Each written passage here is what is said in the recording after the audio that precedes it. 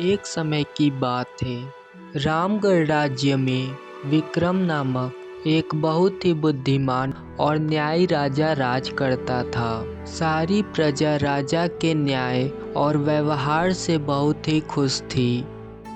एक दिन की बात है, उस राज्य के एक किसान के घर में चोरी हो जाती है।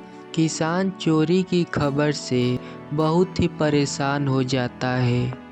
उसे समझ नहीं आ रहा था कि वह अपने चोरी हुए धन को कैसे वापस लाए।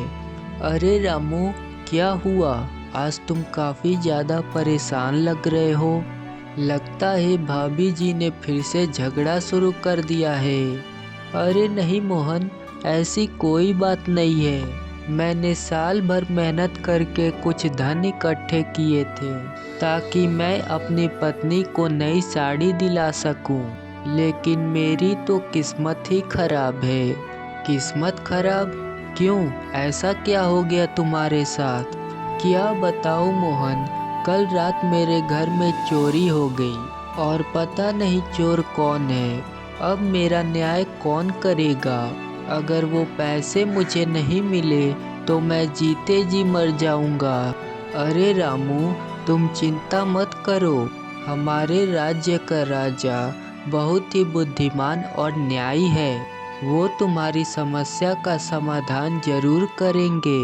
तुम उनके पास जाओ और अपनी समस्या बताओ। इतना कहकर मोहन वहाँ से चला जाता है और कुछ देर बाद रामू सीधा राजा के महल में जाता है।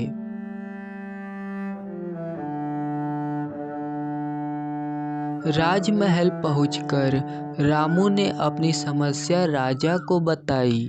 रामू की समस्या सुनने के बाद राजा बोले, रामू, तुम राजा विक्रम के दरबार में आए हो। तुम्हें न्याय जरूर मिलेगा और मैं उस चोर को पकड़कर कड़ी से कड़ी सजा दूंगा। महामंत्री जी, आप जल्द से जल्द उस चोर के बारे में पता लगाएं। राजा विक्रम जी का मंत्री भी उन्हीं की तरह बुद्धिमान था, जिस पर राजा को बहुत विश्वास था। राजा का आज्ञा पाते ही वह चोर की तलाश में निकल गया। शाम को जब मंत्री अपने घर पहुंचा तो चिंता की लकीरें उसके माथे पर साफ दिख रही थी। अरे क्या हुआ जी? आज आप इतने चिंता में क्यों हैं? क्या बताऊं शीला, चिंता की तो बात ही है। वो हमारे राज्य में रामू किसान के घर पे चोरी हो गई है और राजा ने मुझे चोर को पकड़ने का आदेश दे दिया है। अब चोर तो चोरी करके चला गया, पता नहीं वो कहाँ होगा। अब मैं उसे कैसे पकड़ूंगा? बस इतनी सी बात, आप चिंता मत करिए। मेरे पास एक योजना है। उस योजना के अंतर्गत चोर खुद चल के आपके पास आएगा। आप एक काम करिए, उस किसान के घर पर कुछ धन रखवा दीजिए और यह घोषणा भी करवा दीजिए कि राजा ने किसान के चोरी हुए धन की भरपाई कर दी है और चोरी के बदले राजा ने किसान को दोगुना धन दिया है। मंत्री जी ने अपनी पत्नी की बात मानकर ऐसा ही किया। रामू को मंत्री जी ने राजा से दोगुना धन दिलवा दिया और ये बात पूरे राज्य में फैलवा दी ताकि ये खबर उन चोरों तक भी पहुंच सके। फिर मंत्री जी ने अपनी पत्नी की बात मानकर किसान के घर के पास छुप गए। अरे हरिया, तुमने सुना? हमने जिस किसान के घर पर चोरी करी थी उसको राजा ने दोगुना धन दिया है। हाँ मंगरू, चल हम एक काम करते हैं, वो धन भी चुरा लेते हैं ताकि अगली बार राजा उस किसान को 4 गुना धन दे। ऐसे करते करते हम अमीर बन जाएंगे और फिर हमेशा के लिए यह राज्य छोड़कर चले जाएंगे। दोनों चोर किसान के घर की तरफ चल दिए। किसान के घर में जाकर वह सारा धन पोटलियों में समेटने लगे।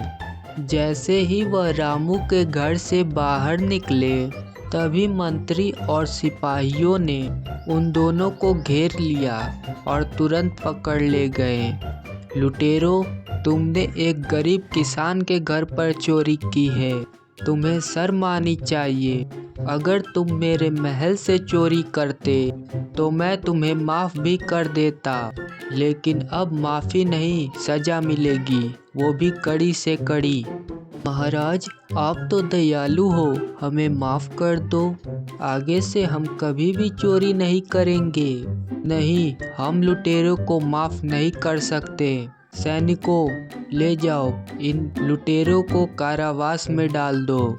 महाराज, ऐसा जुर्म हमारे साथ मत करिए और हमें माफ़ कर दीजिए। हम यह राज्य छोड़कर चले जाएंगे और मेहनत मजदूरी करके अपना पेट भरेंगे। ठीक है, अगर तुम दोनों ने चोरी करना छोड़ दी है तो हम तुम्हें कारावास में नहीं डालेंगे, लेकिन तुम्हें किसान के घर में चोरी करने की सज़ा तो मिलेगी ही। और तुम्हारी सज़ा यह है कि तुम दोनों को किसान के खेत में 1 साल तक काम करना होगा और जितना धन तुमने चुराया था उसका 2 गुना तुम कमा कर रामू को दोगे। अगर तुमने भागने की कोशिश की तो तुम्हें कारावास नहीं बल्कि सीधा मृत्यु दंड दी जाएगी। सब राजा के न्याय से बहुत ही खुश हुए। पूरे दरबार में राजा की जय जयकार होने लगी। इस प्रकार किसान को न्याय मिल गया।